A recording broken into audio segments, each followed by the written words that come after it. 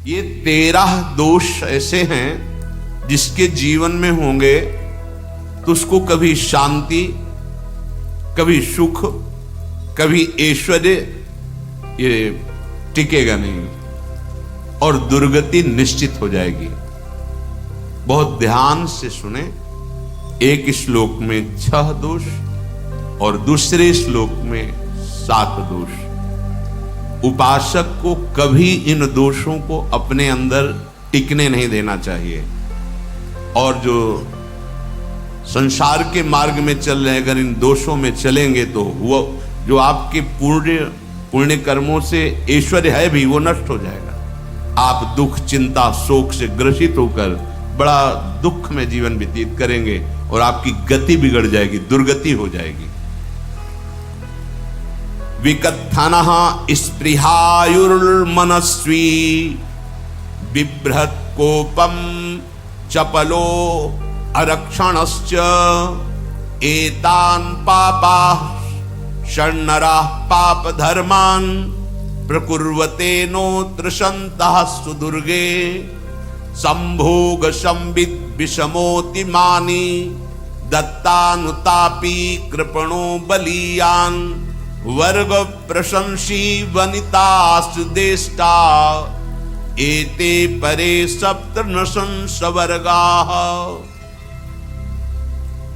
जो अपने मुख से अपनी बड़ाई प्रशंसा करता है, ये 13 लिख लो दिमाग में, डायरी में, क्योंकि ये नोट हो रहा है, आवाज डाली जाएगी, आप बार बार सुन, इनसे बचिए। अपनी बड़ाई, अपनी प्रशंसा कभी अपने मुख से नहीं करना, नहीं तो आपके पुण्य नष्ट हो जाएंगे, बुद्धि भ्रष्ट माने गिर जाएगी। अगर परमार्थ में चल रहे तो भी, और व्यवहार में तो पुण्य नष्ट हो ही जाएंगे। बुद्धि गिरी हुई तभी ऐसी बात होती है। और ये दोष बहुतायत है, ये बहुत प्रभावशाली है। अपनी बड़ाई मारना, इसको देख लो, पकड़ो, सत्संग है। अपने मुख से कभी अपनी बड़ाई ना करना। अगर कोई अपने मुख से अपनी बड़ाई करता है तो उसके सुकृत नष्ट हो जाते हैं, बुद्धि भ्रष्ट माने गिर जाती, पतित हो जाती है, फिर निर्णय ठीक नहीं। अगर हमारा सारथी, हमारा ड्राइवर मूढ़ हो तो कहीं भी हमको गिरा देगा, तो वो बुद्धि भ्रष्ट मतलब गिर जाती है, निर्णय करने लायक नहीं रहती। अपनी प्रशंसा अपने मुख से करना। दूसरा, लोलुपता, ये वृत्ति नहीं होनी चाहिए। धर्म से चलेंगे, धर्म के द्वारा जो हमें प्राप्त होगा उसी से हम अपना भरण पोषण करेंगे। आपके बच्चे स्वस्थ होंगे, बुद्धिमान होंगे, परिवार में बहुत सुख और शांति होगी। भले दीपक की तरह जलो, बहुत काल तक रहेगी। लक्ष्मी जी भी आपके घर में बहुत काल, हम ये नहीं कहते कि बहुत नहीं, जितनी है बहुत सुख शांति से चलोगे। अगर लोलुपता करोगे, हिंसा, छल कपट, व्यभिचार, चोरी, ऐसे धन आ जाए, वो आएगा, लेकिन वो हाइलोजन की तरह आएगा, एकदम प्रकाश और फ्यूज, बिल्कुल अंधकार करके जाएगा। देख लेना, तुम्हारे जो सुख के हेतु हैं, तुम्हारा शरीर, तुम्हारे बच्चे, तुम्हारी पत्नी, तुम्हारा परिवार, उसको देख के तुम रात दिन जलोगे बिना आग के। ऐसे उनके आचरण होंगे, ऐसे उनके अंग होंगे, ऐसे उनके दिमाग होंगे, ऐसा उनका व्यवहार होगा। ये लोलुपता अगर उपासक में या किसी में है तो उसको नष्ट कर देते। सावधान। तीसरा, यदि आपका अपमान होता है तो आपको उसे सहन करना होगा, उससे आपके पाप नष्ट हो जाएंगे। जो तनिक सा भी अपमान होने पर बहुत क्रोध करके दूसरे का अपकार करने लगता है, ये आपका पतन करा देगा, ये आपको फंसा देगा, हृदय जलेगा, अर्थव्यवस्था नष्ट होगी, पूरा परिवार दुखी होगा। जरा सा अपमान की संभावना में आप किसी से भी भिड़ गए, किसी से भी, वो ये प्रवृत्ति आपका पतन कर देगी। उपासक में तो अपमान सहना अमृत है, नीचापमानम सुधा, पर व्यवहार में भी ज्यादा उत्तेजित मत होइएगा।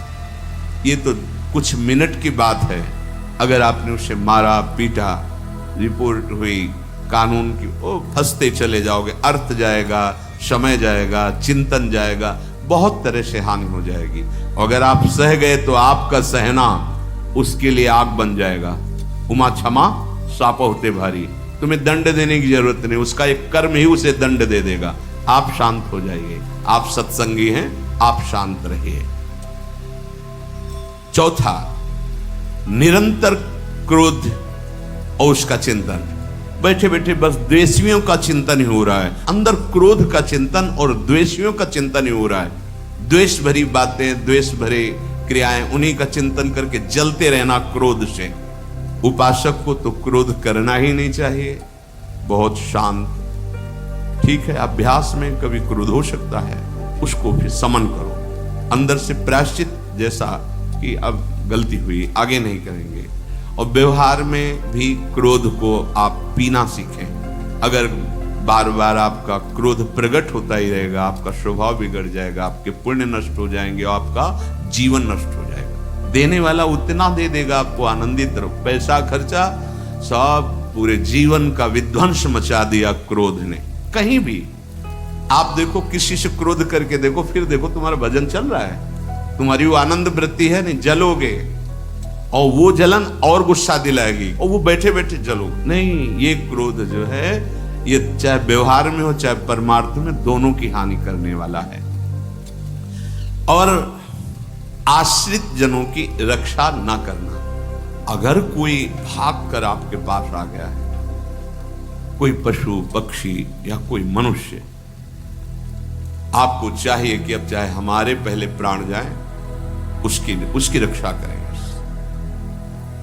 सीवी जैसे तो कोई बिरले ही होते हैं, पर इतना जरूर ध्यान दें, जैसे कोई पशु पक्षी किसी भय से आपके सीमा के अंतर्गत आ गया है, अब उसकी रक्षा करनी है आपको। अगर आप स्वयं मार देते हैं या मरवा देते हैं, या आपके सुकृत नष्ट कर देगा, या आपकी दुर्गति का कारण बन जाएगा। और जो पाप कर्म उत्साहित होकर करते हैं, उपासक को तो बहुत सावधान रहना चाहिए, पर व्यवहार में भी जो नहीं करना चाहिए, अगर वो पाप कर्म आपके द्वारा मन में प्रेरित हो रहे हैं, संकल्प बन रहा है, क्रियाएं हो रही, दुर्गति पक्की, पुण्य नष्ट हो जाएंगे, दुख अशांति बढ़ती चली जाएगी, कभी शांति नहीं प्राप्त कर पाएंगे। ऐसा नहीं कि जो मन में आवे सो करे। पापाचरण निडर और उत्साहित होकर करना, अगर ऐसे लक्षण है, निश्चित दुर्गति होती है। ये 6, अपनी बहुत बड़ाई करने वाला अपने मुख से, लोलुपता, तनिक से अपमान में सहन ना करने वाला, निरंतर क्रोधी और आश्रित जनों की रक्षा न करने वाला, और निडर हर्षित होकर पाप कर्म करने वाला। दूसरे श्लोक में 7 है, 6 ये 7 हो। 1, संभोग का ही चिंतन करना, संभोग में ही मन लगाना, संभोग दूसरी स्त्रियों के साथ करने की भावना रखना। संभोग पहला है, संभोग। रात दिन बैठे बैठे बस यही चिंतन करना, गंदी बातों का, गंदी बातें देखना, गंदी बातें सुनना, गंदी बातों का चिंतन करना।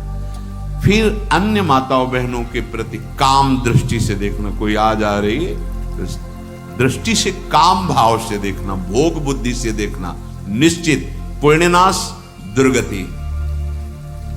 बड़े बड़े उदाहरण इतिहास में हैं, जिन्होंने ऐसा दृश्य नेत्रों से देखने की चेष्टा की, मन में संकल्प किया भोगने का, नष्ट हो गए, चाहे वो कितने बड़े प्रतापी हो। ये दुर्योधन कोई साधारण थोड़ी है, भगवान व्यासदेव जी के द्वारा ही तो लो, भगवान व्यासदेव जी ही इसकी उत्पत्ति का कारण है। अब देखो, इतने महान पुलस्त जी ही उत्पत्ति का कारण है रावण की। बस यही ऐसे दोष हैं जिनके कारण जीव नष्ट हो जाता है। ठीक है, धर्मयुक्त काम भगवान ने आदेश किया है, आपका पाणी ग्रहण संस्कार हो गया है, संतानोत्पत्ति की भावना से कुछ पवित्र तिथियों का त्याग करते हुए चर्चा में हुई है। एक नियम है, एक आदेश है शास्त्र का। आप बहुत काम प्रवृत्ति वाले हैं तो प्रत्येक मास में जब माताएं बहनें पवित्र हो जाती मासिक धर्म से, तो जिनका पाणी ग्रहण आपने किया, जो पत्नी स्वरूप है, वो ठीक है। वहां भी बार बार के लिए व्यभिचार प्रवृत्ति के लिए शास्त्र आदेश नहीं करता, संयम पूर्वक, और उसका चिंतन नहीं करना। पाणी ग्रहण संस्कार है, घर में विराजमान है, एक संयम एक नियम के अनुसार उसका चिंतन तो फिर भ्रष्ट कर देगा। चिंतन प्रभु का करना है, चिंतन प्रभु की सेवा जो आपके कर्तव्य, इसके चिंतन से बचो। घातक है, बहुत बड़ा जहर है। अगर विषय चिंतन होने लगा तो मरोगे, जिंदा जलोगे, दुर्गति भी होगी। ये अंदर की जो आग है ना, कामाग्नि, ये इतनी बढ़ती चली जाएगी, तुम्हारे होश खराब हो जाएंगे कि मुझे क्या करना चाहिए, क्या नहीं करना चाहिए। कुआ मदांधो मदनातुरोमा, अंधा हो जाएगा, नहीं दिखाई देगा अनुजा तनुजा क्या है कौन है, कुछ नहीं, भ्रष्ट बुद्धि। संभोग का चिंतन नहीं। धर्मयुक्त काम आदेश है शास्त्र में। यदि आप प्रवृत्ति मार्ग में हैं तो अपनी पत्नी को जो पाणी ग्रहण स्वीकार किया है, वहां भी पवित्र तिथियों का त्याग करते हुए, एकादशी है, रामनवमी है, नव दुर्गा है, जन्माष्टमी है, राधाष्टमी, जो पवित्र तिथियों का त्याग करते हुए, और ऐसे जो मर्यादाएं हैं उसके अनुसार, और कहीं पराई स्त्री के साथ संभोग की बात निश्चित दुर्गति पक्की है। ऐसे ही माताओं के लिए है, स्त्री शरीर के लिए है। यदि वो ऐसी गलत चेष्टा, तो पतिवंचक परपति रति करही, रो नरक कल्पसत परही। ये भोग चिंतन से बचने की चेष्टा कीजिए तो क्रिया से अपने आप बच जाएंगे। क्रिया के पहले चिंतन होता है, चिंतन से ही क्रिया का आवेश आता है। चिंतन संभालिए, इसी से भगवत प्राप्ति होती है, चिंतन से, और इसी से दुर्गति भी होती है। अनन्यश्चिन्तयन्तु माम, भगवान चिंतन करे, मेरा करो, कर्तव्य कर्म मेरे को समर्पित करो। अब जब चिंतन संभोग का होगा तो बुद्धि भ्रष्ट हो जाएगी। ये जो राक्षसी प्रवृत्तियां सुनने को मिलती है ना, कि ऐसा हुआ, वो देखा सुना और चिंतन किए, अब इतनी राक्षसी वृत्ति आ गई कि बस अब उनमें और राक्षसों में कोई अंतर नहीं रह गया। दूसरा, विषमता रखने वाला, सबके साथ बर्ताव ऐसा कि मैं बहुत श्रेष्ठ हूं और दूसरे सब नहीं, ऐसा व्यवहार।